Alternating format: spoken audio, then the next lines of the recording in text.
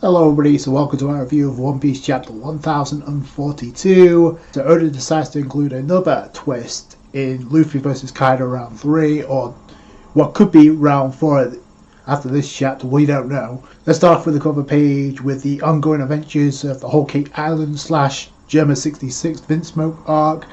Cover story with Pudding, I guess, done, satisfied, beating the hell out of Niji because you have Oven there. We also have a development with Brûlé returning. We see Brûlé there. It's cool that we have Oda's making this not as predictable, because a lot of people assume that Pudding was going to do something with Oven's memories. No, turns out that's not the case. Since Brûlé has a portal to the mirror world open, I'm assuming we're one step closer to seeing Katakuri, since that's the last time we saw him and Brûlé in the mirror world. Let's have to wait and see about that. We start off the chapter at the castle interior basement level with something a lot of people assume, myself included, that X-Drake was going to get back up, and turns out he did. However, his shine doesn't really last long. If he used Awakening, that's kind of disappointing because of the way things turned out, but he does get a hit in on the Cypher Pole Zero agent. I guess Maha is still down for the count because you can see him in the background. I don't know if he's going to get back up or if he's just done. But I do have to give this agent credit because he was able to take the hit and counter with Rakushuki with his finger, and then just blast X-Drake with it in his hybrid form. And that was the end for him. Then we switch to the Flower Capital and the ending festivities of Fire Festival, and we're to the point where Toko, who's as of right now the only character besides Hitetsu that kind of matters right now. So I'm wondering what her wish is going to be. At least something to do with Yasui, her father. So we move on to the rooftop with Luffy and Gear 4 Snake Man continuing the assault with Hydra on Kaido. And Kaido still can't really tell where these attacks are coming from because Kaido's like getting nailed. He actually blocks one of the attacks with his mace, but Luffy continues the attack because one connects right at his jaw, and then another connects with his side. So Kaido's like, rubber should be able to do this. This hurts. Luffy's altering the trajectory so he can nail Kaido with the Hydra punches. It's only until he switches into Dragon Mode, and then he says something that's kind of interesting. Before then, I hope you don't think you're the only one who could see the future. I don't know if he means that literally. I wouldn't be surprised. Is this kind of like hinting that Kaido could also see the future with observation hockey? Because he dodges the attack similar to the way Luffy would dodge, or Katakuri would dodge an attack using observation hockey. Kaido avoids the Hydra punch from Luffy and then comes in and actually bites and actually munches down on Luffy. He eats him up and then he just spits him back out and then uses blast breath because the attack's shooting straight down. Luffy gets sent through on Onigashima, but he bounces back with Bounce Man and actually switches. He comes in with Gama Gama no Supreme Kong Gun, actually lands an attack on Kaido, but Luffy is preserving all his energy here because he's like, I can't lose Gear 4 here. And then Kaido makes an observation: you're in even worse shape than I thought, which is interesting because considering what happens by the end of this chapter. So we know after Gear 4 times out, he's done. He's maxed out for 10 minutes. So Gear 4 can't time out yet because there's nothing stopping Kaido if that was the case. So narratively speaking, it does make sense for Luffy to still be in Gear 4. We'll keep that crystal clear. So Kaido unleashes Thunder Bagua again. So he tanks the hit. You see some steam out of Luffy's mouth. Then what Luffy does, he actually inhales the steam again. So that's kind of key, because as soon as he does that, he's back up and he's like, one more shot. I got one more shot left. Which we know that's not the case because obviously this fight ain't ending just yet. So he comes in with Gama Gama no. I'm assuming he's about to use Supreme Kong Gun again, but we don't know. Kaido's about to use Thunder Roarings, and he's like, bring it on. It doesn't matter because those attacks never connect because the Cypher Port agent comes out of nowhere, uses Iron Body and attacks. But that is nothing more than the distraction for Kaido. This just gives Kaido the opening to nail Luffy, which he does, and just smashes him into the ground. 2 points I want to add to this. You can clearly see Kaido's like CP0. Like he didn't know they were on Onigashima.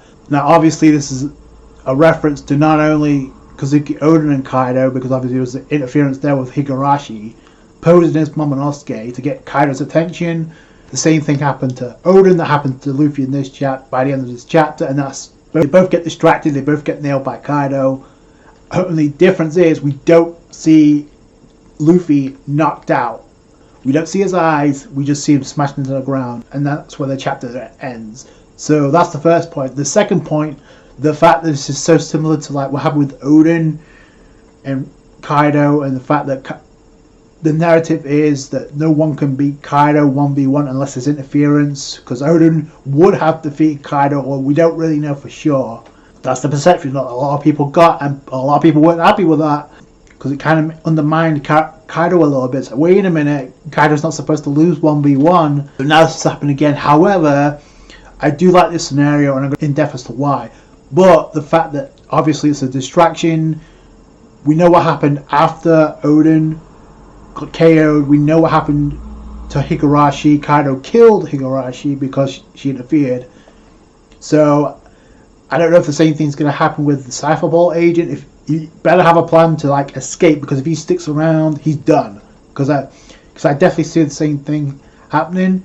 Also, this is dead similar to what happened with Katakuri and Luffy, but that distraction allows Katakuri to nail Luffy. We know what happened after that. Katakuri decided to even up the playing field and stab himself. I don't think Kaido's going to do that, because it'll be too similar. That CP0 agent is done, because he was so hesitant to interfere in the first place, and I do have to give him props, because he's still able, despite being stabbed by X-Drake, he was still able to get in the way. I don't know if there's any more CP0 agents on those warships like I'm thinking there are, because if that's the case, then CP0 on Wano is technically done.